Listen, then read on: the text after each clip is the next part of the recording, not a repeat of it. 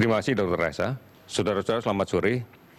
Hari ini kembali kami akan melaporkan kinerja data bidang kesehatan yang kami himpun sejak kemarin pukul 12.00 sampai dengan hari ini pukul 12.00, berjenjang dari gugus tugas tingkat kabupaten kota ke provinsi dan seterusnya ke pusat.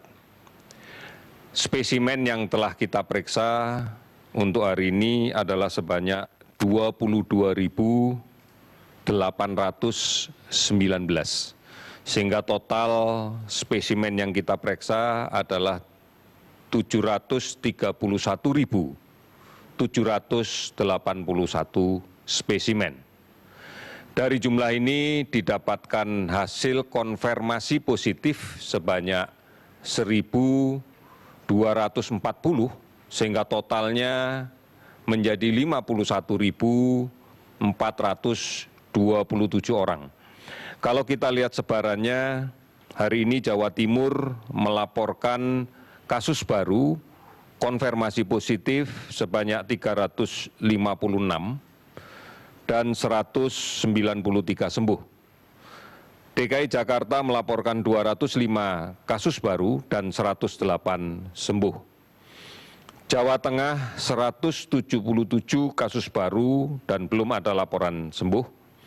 Sulawesi Selatan 172 kasus baru dan 156 sembuh.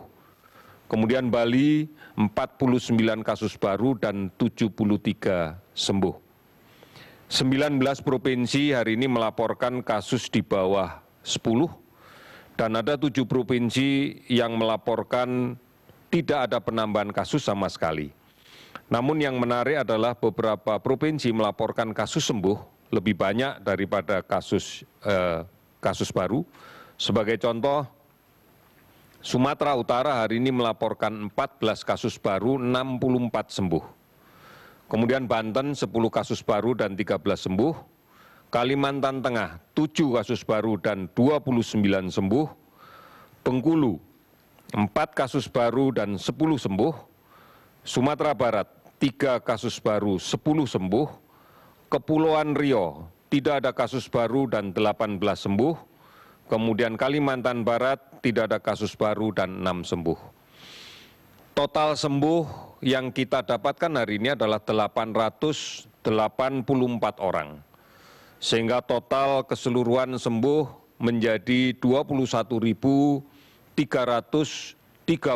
orang.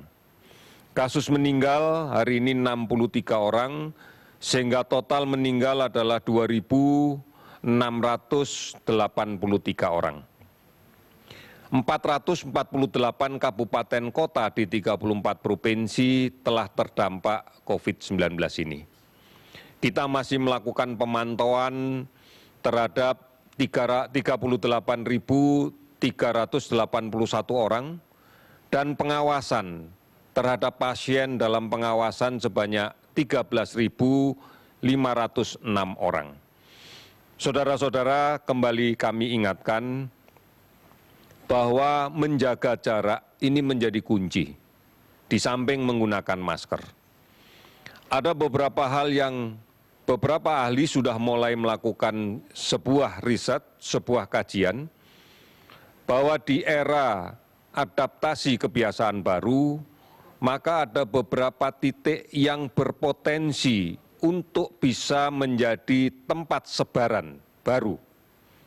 Yang pertama adalah ruang kantor. Beberapa hal yang harus kita cermati, yang pertama tentang pengisian ruang dengan jumlah orang. Untuk meyakinkan bahwa setiap pekerja di kantor itu bisa menjaga jarak setidaknya 1,5 meter satu dengan yang lain.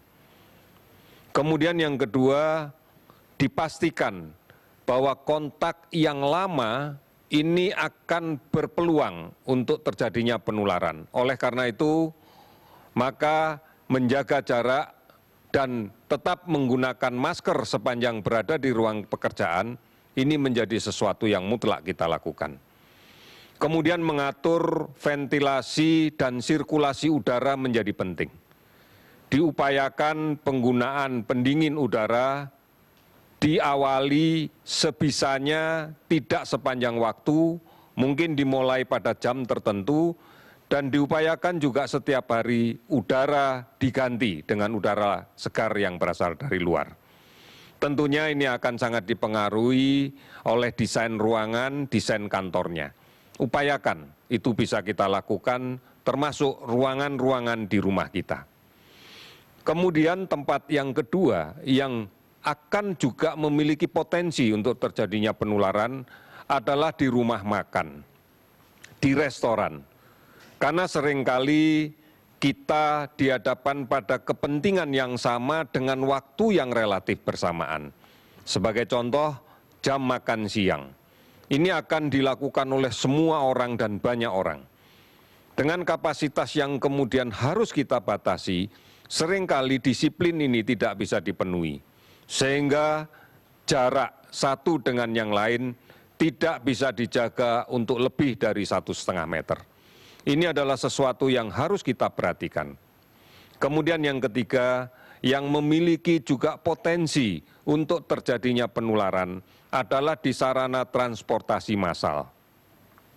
Pemerintah sudah mengantisipasi untuk moda transportasi komuter dengan membagi beban penumpang pada 2 waktu yang beda. Beberapa saat yang lalu sesuai surat edaran nomor 8, maka kita membagi jam mulai bekerja di 2 gelombang. Di jam 7 sampai 7.30 dan 10 sampai 10.30. Ini dimaksudkan untuk memastikan bahwa kapasitas komuter bisa diisi dengan memenuhi prasyarat aman untuk menjaga jarak. Oleh karena itu, saudara-saudara sekalian, produktivitas kita harus kita lakukan kembali. Kita harus aktif untuk hal yang produktif. Sekali lagi, mari kita kembali aktif untuk hal yang produktif. Namun mutlak syaratnya, harus aman. Harus mampu menjalankan protokol kesehatan dengan baik. Ini yang harus kita maknai bersama, bahwa aktivitas di luar rumah semata-mata hanya untuk kepentingan produktivitas kita. Bukan berarti kepentingan-kepentingan yang bisa ditunda, yang tidak perlu dilakukan, masih kita paksakan untuk kita lakukan. Oleh karena itu, tetap berada di rumah dan keluar rumah hanya untuk hal yang sifatnya produktif. Menjaga jarak, menggunakan masker, dan rajin mencuci tangan adalah jawabannya. Kita sadar bersama, tidak mungkin ini bisa kita selesaikan dengan cara sendiri-sendiri. Bergotong royong, bersama-sama, kita bisa menyelesaikan permasalahan ini. Kami yakin, kita semuanya yakin, bahwa kita bisa menghadapi pandemi COVID-19 ini.